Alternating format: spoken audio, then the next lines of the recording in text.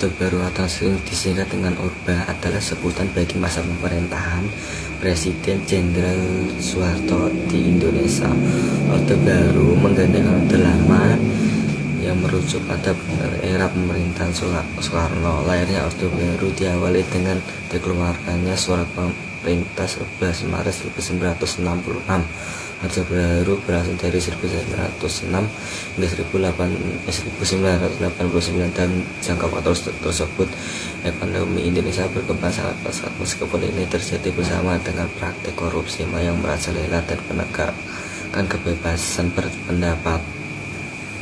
Latar belakang sistem Orde Baru, yaitu meskipun telah merdeka, Indonesia pada tahun 1950 hingga 1960-an berada dalam kondisi yang relatif tidak stabil.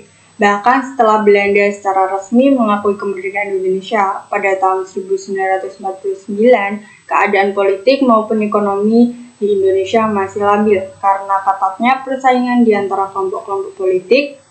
Keputusan Soekarno untuk mengganti sistem parlemen dengan demokrasi terpimpin memperarah kondisi ini dengan memperuncing persaingan antara angkatan bersenjata dengan Partai Komunis Indonesia yang kala itu berniat mempersenjatai diri sebelum sempat terlaksana peristiwa Gerakan 30 September terjadi dan mengakibatkan diberenggusnya Partai Komunis Indonesia dari Indonesia. Sejak saat itu, kekuasaan Soekarno perlahan-lahan mulai melemah.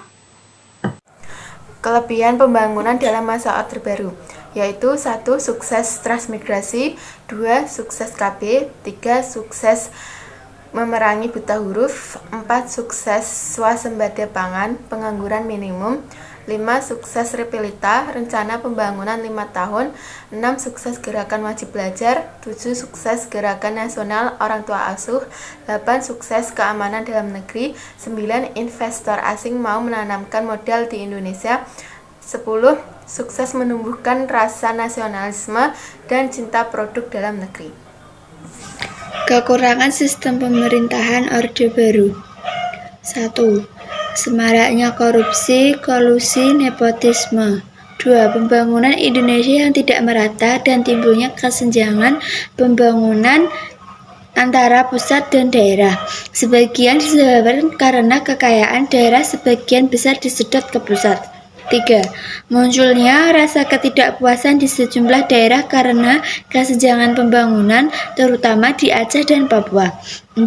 Kecemburuan antara penduduk setempat dengan para transmigran yang memperoleh tunjangan pemerintah yang cukup besar pada tahun pertama. 5. Bertambahnya kesenjangan sosial atau perbedaan pendapatan yang tidak merata bagi si kaya dan si miskin. 6. Pelanggaran HAM kepada masyarakat dan pribumi atau terutama masyarakat Tionghoa. 7. Kritik dibungkam oleh oposisi diharamkan. 8. Kebebasan pers sangat terbatas diwarnai oleh banyak koran dan majalah yang dibredel. 9. Penggunaan kekerasan untuk menciptakan keamanan antara lain dengan program penembakan misterius atau disingkat sebagai Petrus. 10. Tidak ada rencana sukses atau penurunan kekuasaan ke pemerintah atau presiden selanjutnya. Konflik pemecahan pasca Orde Baru, yaitu pada masa Orde Baru pemerintah sangat mengutamakan persatuan bangsa Indonesia. Setiap hari, media massa seperti radio dan televisi mengundangkan slogan persatuan dan kesatuan bangsa. Salah satu cara yang dilakukan oleh pemerintah adalah meningkatkan transmigrasi dari daerah yang padat penduduknya seperti Jawa, Bali, dan Madura keluar Jawa, terutama ke Kalimantan, Sulawesi, Timur Timur, dan Irian Jaya. Namun dampak negatif yang tidak diperhitungkan dari program ini adalah terjadi marginalisasi terhadap penduduk setempat dan kecemburuan terhadap penduduk pendatang yang banyak mendapatkan bantuan pemerintah. Muncul tuduhan bahwa program transmigrasi sama dengan Jawanisasi yang sentimen anti Jawa di berbagai daerah, meskipun tidak semua transmigrasi itu dari Jawa.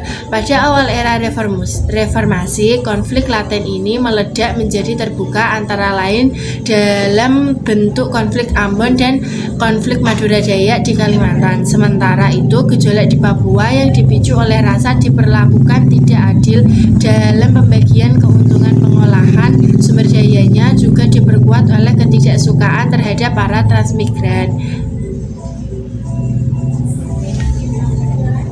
But I found I'm powerless with you.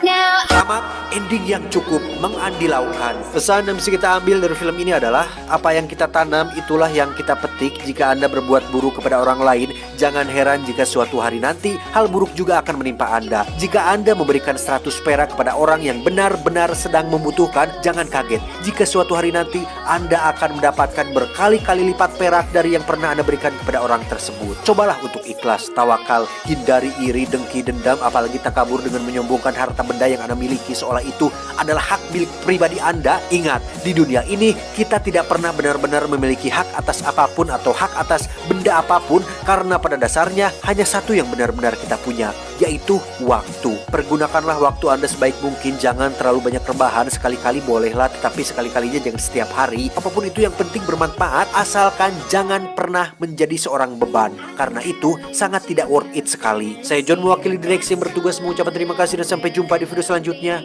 Adios, sempak prasejarah.